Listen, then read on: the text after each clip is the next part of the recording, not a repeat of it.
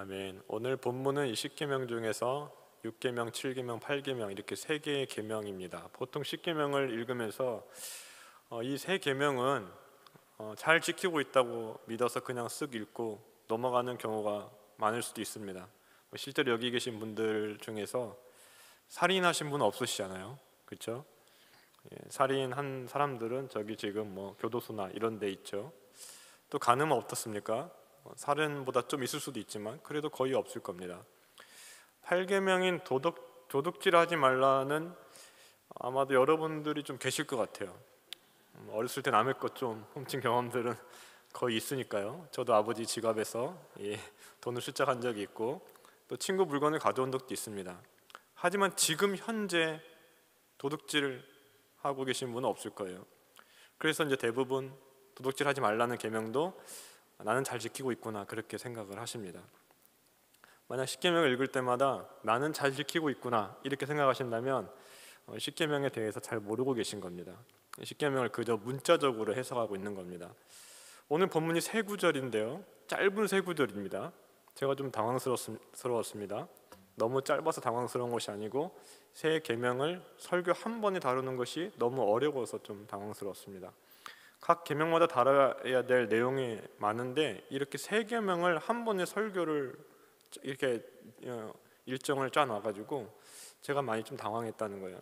예를 들어서 6계명이 살인하지 말라만 하더라도 육체적인 살인뿐만 아니라 예수님께서 6계명에 대해서 해석을 해주시면서 언급한 분노라든지 미움도 있는데요, 이 주제만 해도 설교 몇 번을 할 수가 있습니다. 또 미움의 그 원인이 되는 시기라든지 질투, 복수심도 여러 이런 주제로도 여러 설교를 할 수가 있고요. 그리고 현대에 적용해서 현대의 이 6계명에 관련된 이슈만 하더라도 태아를 죽이는 낙태, 자살, 안락사, 또 사형제도, 전쟁에서 사람을 죽여도 되는가에 대한 문제, 유전자 조작 같은 이런 너무나도 다룰 내용이 많이 있습니다. 이 짧은 시간 다뤄야 되니까 저는 오늘 주로 하이델베리크 유리문답을 가지고 살인하지 말라는 6계명에 대해서 다루려고 하는데요, 그럼에도 평소보다는 좀 길어졌어요, 설교가. 6계명은 살인하지 말라예요. 살생하지 말라가 아닙니다. 불교의 살생하지 말라가 아니라 살인하지 말라, 다시 말하면 사람을 죽이지 말라는 명령입니다. 왜 우리가 사람을 죽이면 안 되는가? 사람이 하나님의 형상으로 창조되었기 때문에 그렇습니다. 하나님께서는 사람을 다른 피조물들과는 다르게 특별한 존재로 창조를 하시는데 그것이 바로 사람을 하나님의 형상으로 창조하셨다는 거예요. 창세기 1장 27절 말씀에 보면은 하나님이 자기 형상 곧 하나님의 형상대로 사람을 창조하시되 남자와 여자를 창조하시고 라고 말씀을 합니다.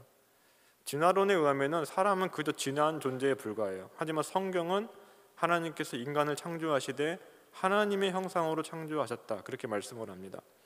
사람이 하나님의 형상으로 창조되었기 때문에 사람을 죽여서는 안 되는 거예요. 홍수 이후에도 이 사실을 다시 한번 확인을 하고 있는데요, 창세기 9장 6절에 보면은 다른 사람의 피를 흘리면 그 사람의 피도 흘릴 것이니 이는 하나님이 자기 형상대로 사람을 지으셨습니다.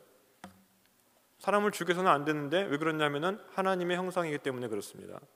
더 나아가서 6계명은 사람의 육체만을 죽이는 것으로 한정되지 않습니다. 예수님께서는 6계명을 해석해 주시면서 형제에게 화를 내는 사람, 형제에게 나쁜 말을 하는 사람도 살인하는 것이다 그렇게 말씀을 하십니다. 마태복음 5장 21절과 22절 말씀입니다. 같이 한번 읽겠습니다. 시작. 옛사람에게 말한 바 살인하지 말라, 누구든지 살인하면 심판을 받게 되리라 하였다는 것을 너희가 들었으나 나는 너희에게 이르노니 형제에게 논한 자마다 심판을 받게 되고 형제를 대하여 라가라 하는 자는 공회에 잡혀가게 되고 미련한 놈이라 하는 자는 지옥불에 들어가게 되리라. 뭐라고 말씀하세요? 형제에게 화를 내는 사람도 살인하는 사람이고 형제에게 바보, 멍청이라고 욕하는 사람도 살인하는 사람이다 그렇게 말씀을 합니다.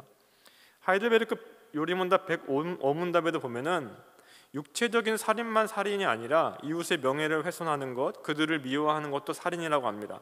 행동으로 범한 살인만 살인이 아니라 생각이나 말이나 몸짓으로 행한 것도 다른 사람을 해치는 것이라고 말을 하는데요, 105문을 보겠습니다. 제가 문제를 읽으면 여러분들이 답을 읽어주십시오. 제6계명에서 하나님께서 원하시는 것은 무엇입니까?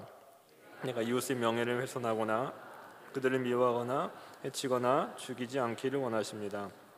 나는 생각이나 말이나 몸짓으로 무엇보다도 행동으로 그리해서는 안 되고 다른 사람을 시켜서 해도 안 되며 오히려 모든 복수심을 버려야 합니다.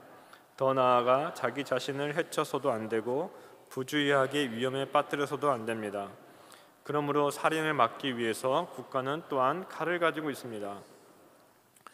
우리가 살인죄, 실제로 다른 사람을 죽이는 것에 대해서는 심각한 범죄로 여깁니다. 이 나라도 마찬가지죠. 살인죄를 지으면은 아주 엄중한 형량을 선고를 하죠. 하지만 다른 사람을 욕하고 미워하고 나쁜 소문을 내는 것에 대해서는 아무렇지도 않게 행할 때가 많이 있습니다. 모여서 다른 사람에 대해서 뒷담화를 하는 것을 즐기는 사람도 많습니다. 뒷담화하는 것에 대해서 그저 스트레스를 푸는 하나의 방식 정도로 취급합니다. 하지만 예수님께서는 그것도 전부 6계명을 어기는 것이라고 말씀을 하세요. 요한일서 3장 15절은 직접적으로 형제를 미워하는 자마다 살인하는 자다, 그렇게 말씀을 합니다. 지금 미워하는 사람이 있다면 살인하고 있는 거예요. 그런데도 많은 사람들이 형제를 미워하는 것에 대해서는 무겁게 여기지 않고 가볍게 생각한다는 거예요. 형제를 미워하면서도 아무런 양심의 가책을 느끼지 못하고 죄책감을 느끼지 않는다는 거예요. 설교를 준비하면서 읽은 책에 보니까 이런 얘기가 나와요. 미국의 한 목사님이 설교를 하러 설교단에 올라갔습니다. 근데 그날은 평소와는 다르게 목사님 표정이 너무 비장한 거예요. 평소에는 잘 웃고 밝은 성격인데 그날은 유난히 그 얼굴빛이 어두웠다고 그럽니다. 그래서 이 목사님은 설교를 시작하면서 떨리는 목소리로 이렇게 얘기를 합니다. 지금 우리 가운데 살인범이 있습니다. 사람을 죽인 살인범이 지금 이 자리에 있습니다. 그러니까 어때요? 성도들이 놀란 눈으로 서로 쳐다봤어요. 목사님이 계속 얘기를 합니다. 참으로 마음이 아픕니다. 그 사람은 교회로 오는 길에 살인을 저질렀습니다. 그러고도 아무 일 없었던 듯이 이 자리에 앉아 있습니다. 그러니까 성도들이 도대체 누구냐면서 수군대기 시작해요. 그때 목사님이 성경 한 구절을 펼쳐서 읽었습니다. 그 형제를 미워하는 자마다 살인하는 자니. 이 말씀을 읽자 성도들이 웃었다고 그래요. 목사님 말, 아니 하나님의 말씀을 그저 농담으로 여긴 겁니다. 그러니까 이 목사님이 이렇게 얘기를 합니다. 십계명도 하나님의 말씀이고 요한일서도 하나님의 말씀입니다. 십계명을 받아들이는 동일한 무게로 요한일서의 말씀도 진중하게 받아들여야 됩니다. 우리 가운데 살인범이 있습니다. 그러니까 성도들 사이에서 웃음이 잦아들고 몇몇 성도들은 울기 시작했다는 거예요. 사람을 죽이지 않았다고 이 계명을 다 지킨 것이 아닙니다.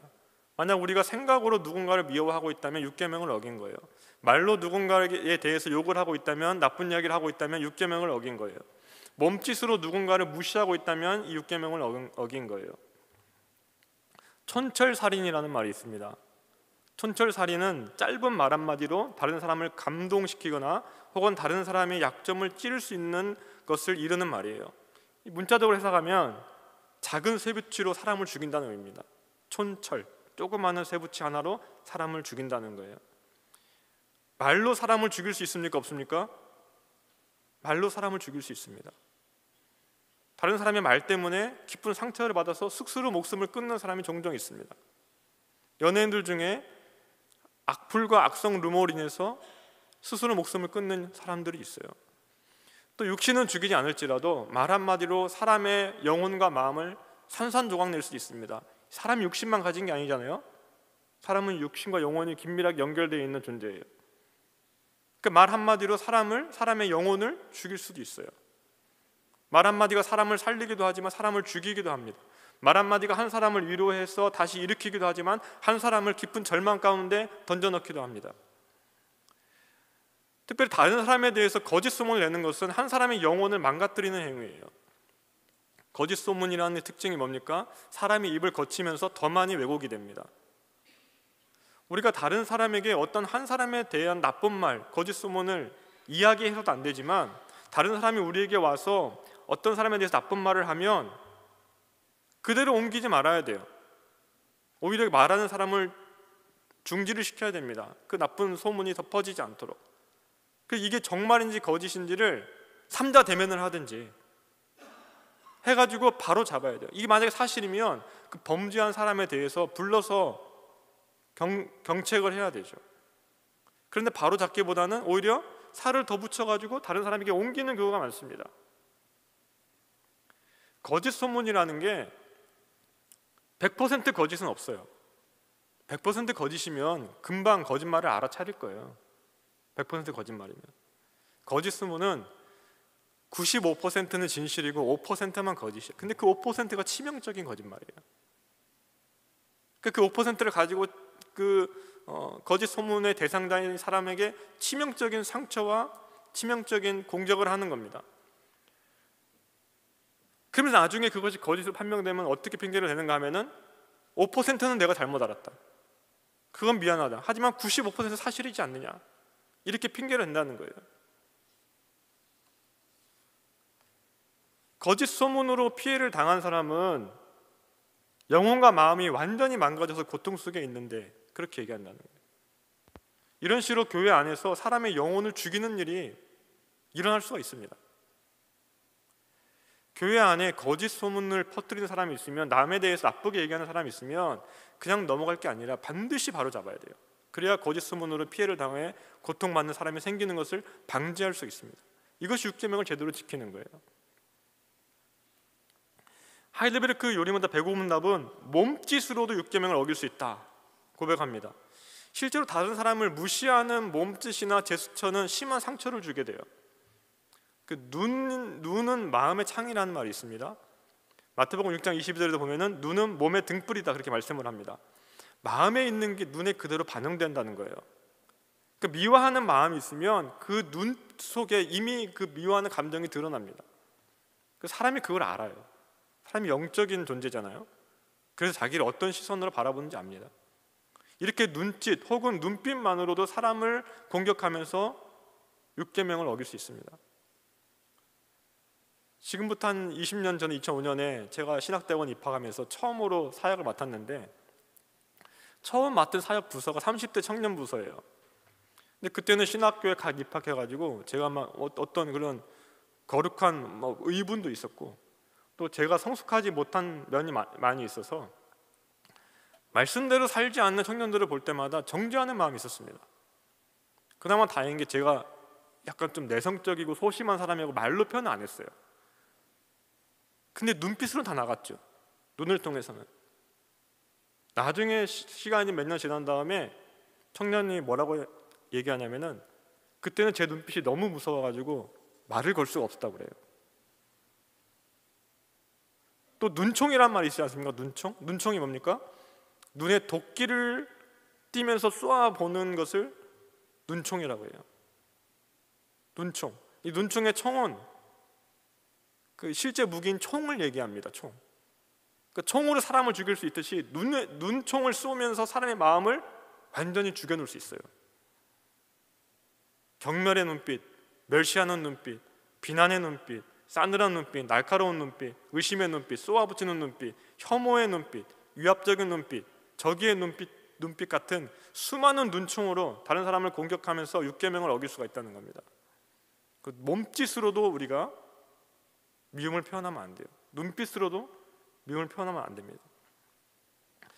계속해서 하이델베르크 106문답은 6계명이 살인의 뿌리가 되는 시기, 미움, 분노, 복수심에 대해서도 금지하고 있다고 고백을 하는데요. 106문답을 보겠습니다. 제가 문을 읽겠습니다.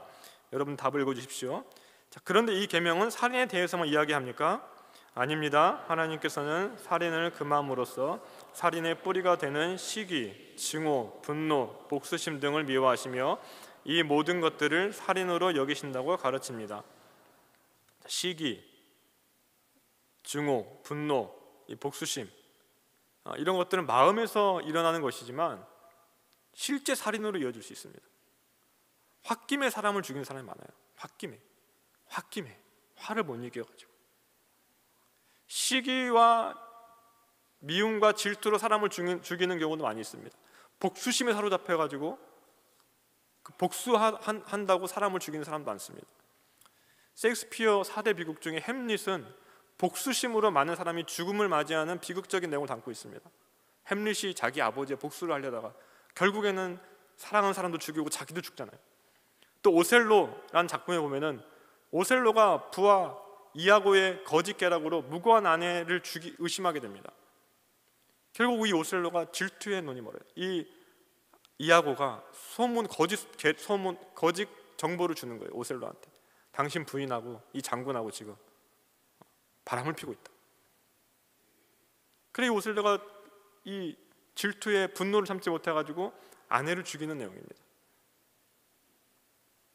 이 이아고가 왜 이런 계략을 꾸미느냐? 자기가 부관의 자리를 남한테 뺏겨가지고 질투의 눈이 멀어가 이 계략을 꾸며요. 나중에 오셀로도 자살하게 됩니다.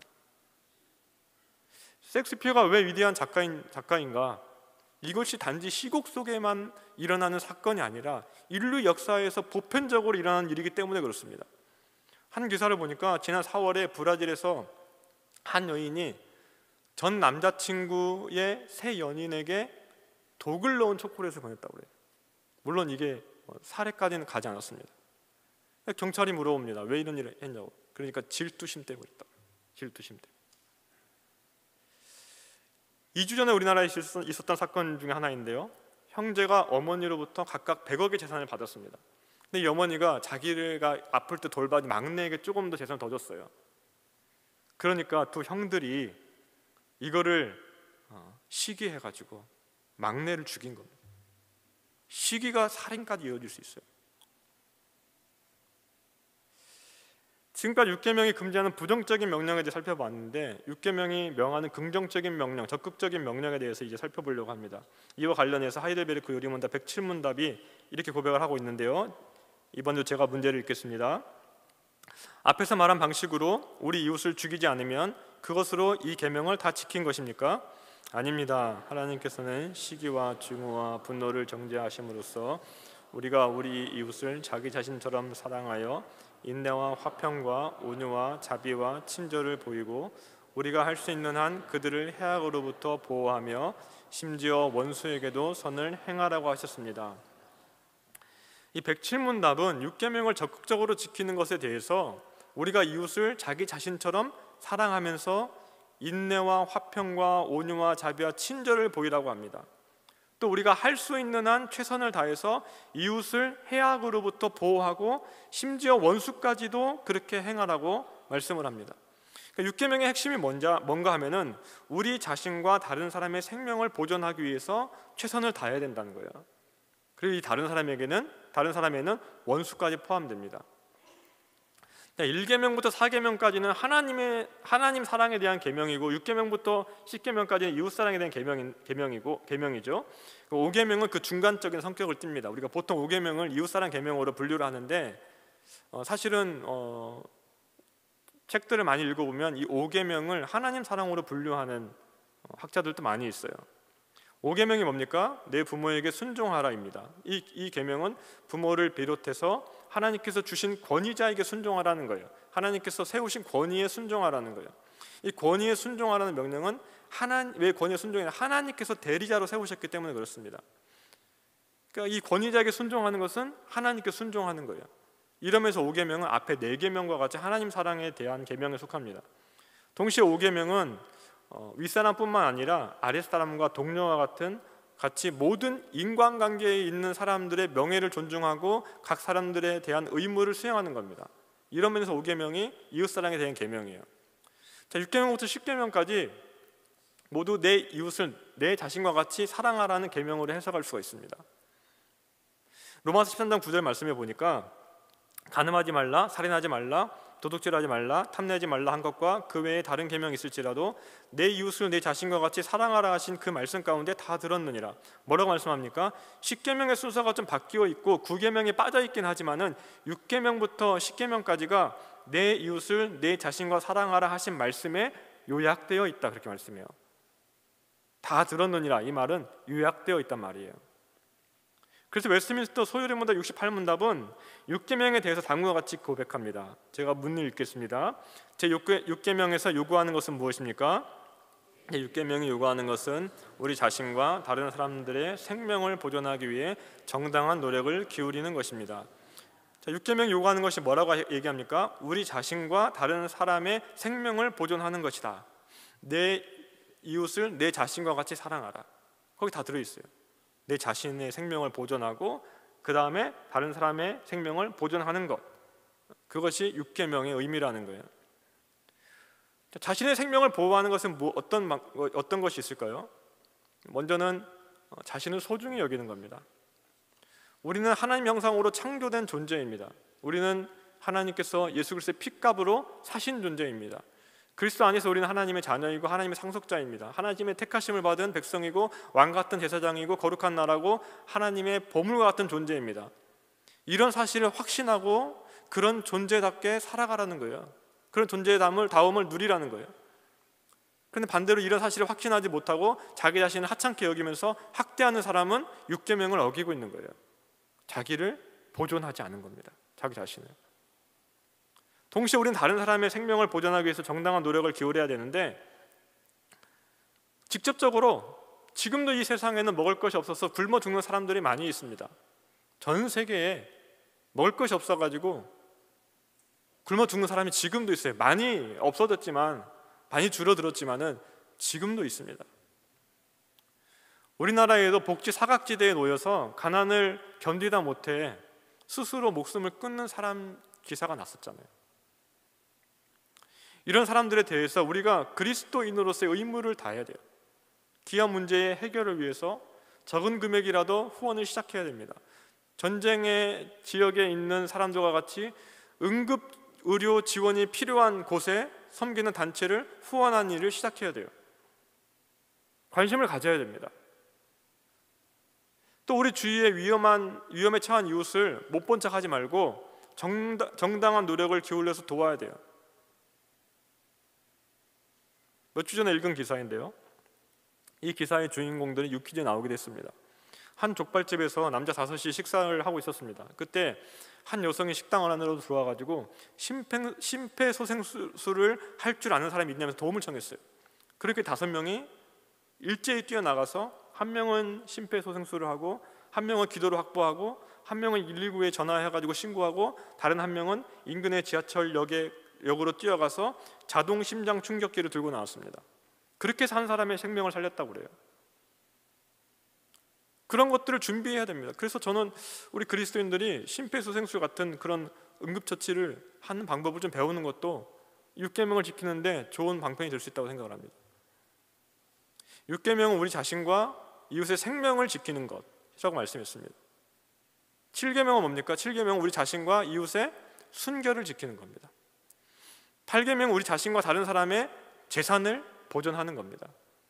웨스트민스터 소유의 문답 71문답과 72문답이 이렇게 고백을 합니다. 제가 71문답, 71문답 읽겠습니다. 제7계명에서 요구하는 것은 무엇입니까? 7계명이 요구하는 것은 마음과 말과 행에서 우리 자신과 우리 이웃의 순결을 보존하라는 것입니다. 73문답입니다. 제8계명에서 요구하는 것은 무엇입니까? 제8계명이 요구하는 것은 합법적인 방법으로 우리 자신들과 다른 사람들의 부와 재산을 얻고 증진시키라는 것입니다. 웨스트민스터 소유의 문답은 내 이웃을 내 자신같이 사랑하라, 그 말씀으로 다 풀어놓은 거예요. 지금 이제 말씀을 맺겠습니다. 10계명이 있는데요, 누가 계명을 즐거이 지킬 수 있을까요? 하나님을 사랑하는 사람이 계명을 즐거이 지킬 수 있습니다. 사랑하면 계명을 지킬 수 있어요. 그러면 누가 하나님을 사랑하는 사람인가? 하나님의 사랑을 경험한 사람이에요. 그 십자가의 피 묻은 복음의 사랑과 능력을 알고 진실로 믿는 사람입니다. 사랑하면 계명을 지킵니다. 사랑하면 계명을 지키는 것이 어렵지가 않습니다. 요한일서 5장 3절에 보면 하나님을 사랑하는 것은 이것이니 우리가 그의 계명들을 지키는 것이라. 그의 계명들은 무거운 것이 아니로라. 반대로 하나님을 사랑하지 않으면 계명을 억지로 지켜요. 사랑이 없으면 계명이 짐이 됩니다. 우리 마음에 복음의 능력이 사라지고 성령으로 충만하지 않으면 계명을 지키는 것이 너무나도 힘든 일이 된다는 거예요. 사랑하는 성도 여러분, 우리 안에 예수로 충만하고 복음으로 충만하고 사랑으로 충만하고 성령으로 충만할 수 있기를 소망합니다. 그래야 우리 마음이 근본적으로 변화될 수 있고, 그래야지 그 마음으로 계명을 온전히 지킬 수가 있는 거예요. 우리에게 계명이 더 이상 무거운 짐이 되는 것이 아니라 하나님의 사랑을 누리고 하나님께 사랑을 표현하는 그런 은혜의 통로가 되기를 주님의 이름으로 축복합니다.